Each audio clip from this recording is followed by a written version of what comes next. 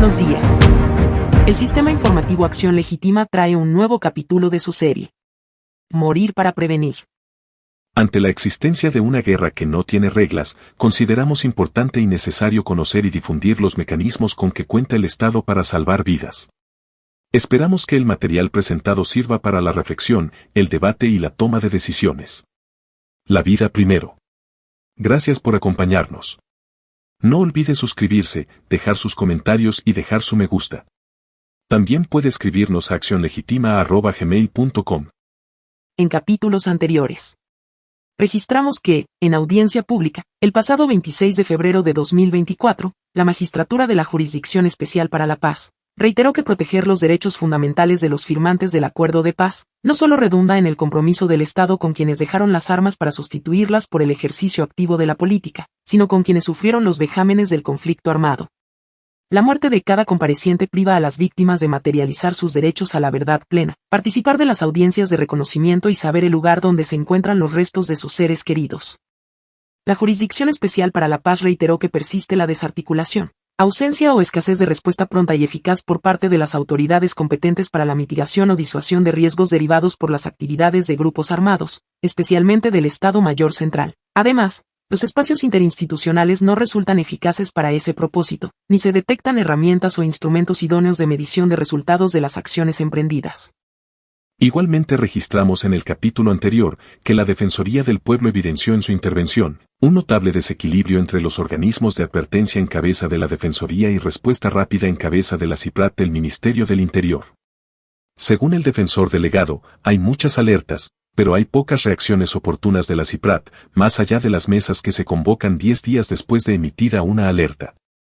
Por el contrario, los documentos producidos por la Defensoría del Pueblo se han convertido en los dolorosos vaticinios de la violencia anunciada. La suerte de los excombatientes firmantes del Acuerdo de Paz es la misma que millones de colombianos deben soportar. La ineficacia del sistema de prevención de violaciones masiva e individuales a los derechos humanos en el contexto del conflicto armado, que se evidenció en el capítulo anterior, es tan solo la descripción de una tragedia, la descripción de una muerte anunciada de ciudadanos inermes e impotentes en el campo y la ciudad. Muy a pesar de que los últimos gobiernos se han comprometido públicamente con los derechos de las víctimas, los resultados están por verse en materia de coordinación institucional y en materia presupuestal.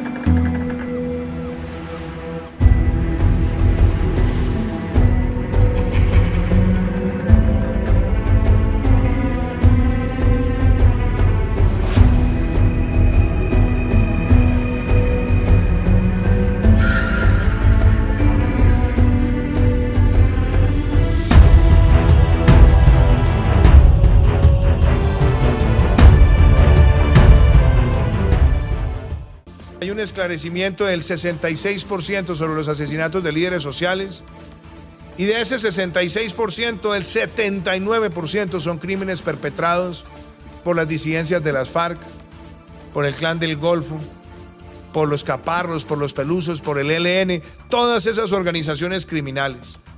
A esos líderes de la acción comunal que nos acompañan, a esos líderes indígenas que nos acompañan, esos líderes afrocolombianos que nos acompañan, les queremos decir que a través del Plan de Acción Oportuna PAO, operacional y social, vemos que donde hay áreas de intervención se están produciendo resultados.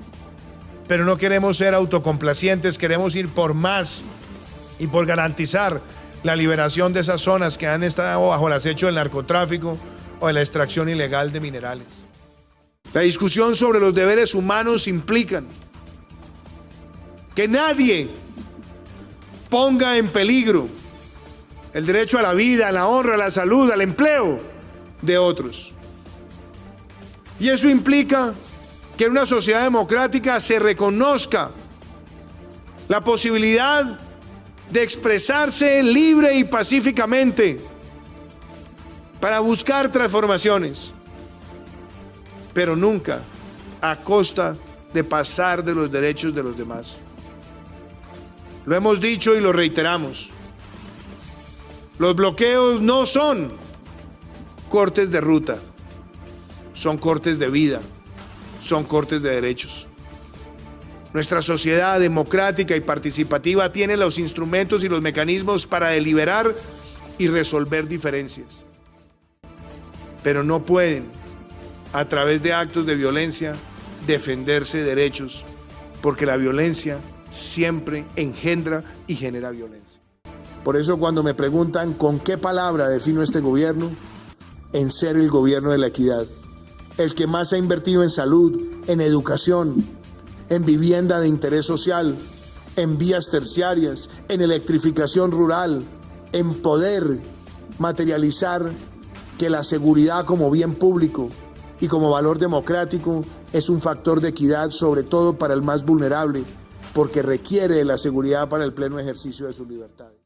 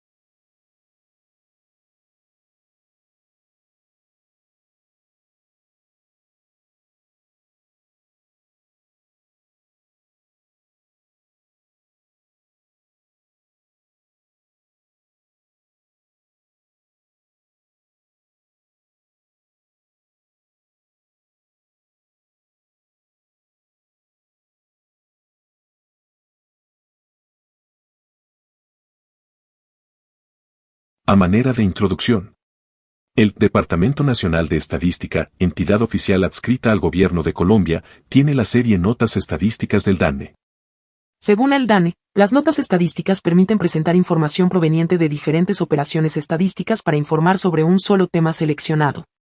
El panorama brindado en las notas no siempre pretende ser exhaustivo y los análisis de los datos presentados pueden extenderse según los intereses del público. La Nota Estadística Inseguridad Alimentaria en Colombia 2022 es un reflejo de la política pública en relación con la equidad. Aquí sus resultados. Inseguridad alimentaria a 2022. De acuerdo con los resultados de la medición de la inseguridad alimentaria obtenidos en la Encuesta Nacional de Calidad de Vida de 2022, la prevalencia de inseguridad alimentaria moderada o grave en los hogares del país fue del 28,1%. Es decir, 28 de cada 100 hogares tuvieron dificultades para acceder a los alimentos durante los últimos 12 meses, debido a falta de dinero y otros recursos. Respecto a la prevalencia de la inseguridad alimentaria en las cabeceras municipales en comparación con la prevalencia en áreas rurales, centros poblados y rural disperso, los resultados indican que 27 de cada 100 hogares urbanos experimentaron inseguridad alimentaria moderada o grave, mientras que en hogares rurales la prevalencia fue mayor con 33 de cada 100 hogares en esta situación. Los resultados mostraron a La Guajira, Sucre, Atlántico, Magdalena, Chocó y Cesar con las mayores prevalencias de inseguridad alimentaria moderada o grave. En estos departamentos más de 40 de cada 100 hogares experimentaron dificultades para acceder a alimentos en cantidad y calidad suficientes durante el 2022.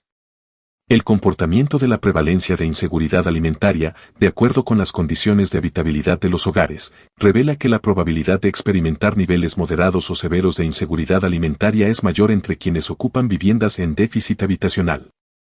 En el consolidado del país esa diferencia es cercana al doble, en la medida en que la inseguridad alimentaria afecta a 22 de cada 100 hogares sin déficit habitacional y crece a 41 de cada 100 hogares con déficit habitacional.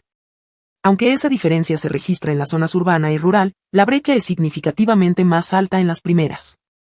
El análisis de la prevalencia de inseguridad alimentaria de acuerdo con el autorreconocimiento étnico de los jefes de hogar, muestra que para el consolidado nacional, los hogares cuyo jefe se considera indígena tienen la mayor probabilidad de experimentar inseguridad alimentaria.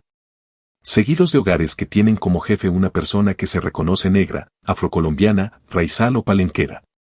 Por su parte, los hogares cuyo jefe no se identifica con ningún grupo étnico registran la menor probabilidad de inseguridad alimentaria moderada o grave. Finalmente, la prevalencia de inseguridad alimentaria moderada o grave en la población del país fue del 30,8%. Lo que significa que la población total en situación de inseguridad alimentaria moderada o grave fue de 15.560.000 personas para el 2022. De igual forma, la población total en situación de inseguridad alimentaria grave fue de 2.638.000 personas en todo el territorio nacional. Por eso cuando me preguntan con qué palabra defino este gobierno, en ser el gobierno de la equidad, el que más ha invertido en salud, en educación, en vivienda de interés social, en vías terciarias, en electrificación rural, en poder materializar que la seguridad como bien público y como valor democrático es un factor de equidad, sobre todo para el más vulnerable, porque requiere de la seguridad para el pleno ejercicio.